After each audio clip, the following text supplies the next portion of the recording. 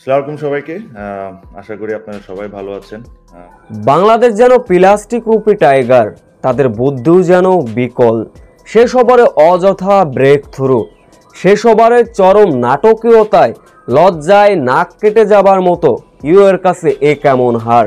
বাংলাদেশের হারে এবার বাংলাদেশকেই লজ্জা দিয়ে যা বললেন এক সময়কার ড্যাশিং ওপেনার তামিম ইকবাল।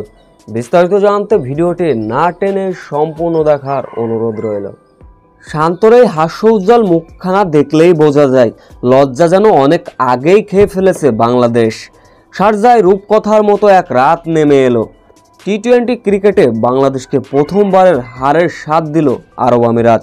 বাংলাদেশের দেওয়া 205 রানের লক্ষ্য তাড়া করতে নেমে শুরুতেই দুর্দান্ত অ্যাটাকিং ক্রিকেট খেলেন ইউ এর ওপেনার ওসমান। দুর্দান্ত খেললেন, দুর্দান্তভাবে বাংলাদেশকে যেন ব্যাক ফুটে ফেলে দিলেন। আরব আমিরাতের এই দুই ওপেনারকে অবশ্য ব্রেক থ্রু এনে দেন হারিয়ে তানভীর ইসলাম।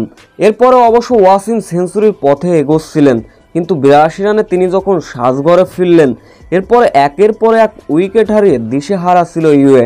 তবে শেষ ওভারে চরমভাবে জমে ওঠে ম্যাচ।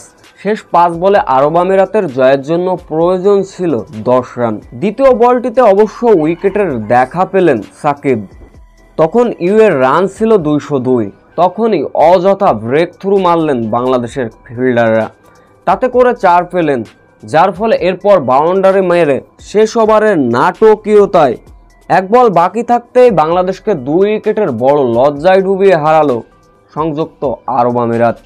বাংলাদেশের এমন হারে দুঃখিত লজ্জিত একসময়কার ড্যাশিং ওপেনার তামিম ইকবাল। তিনি বলেন, বাংলাদেশ ইউ এর কাছে এমনভাবে হারবে।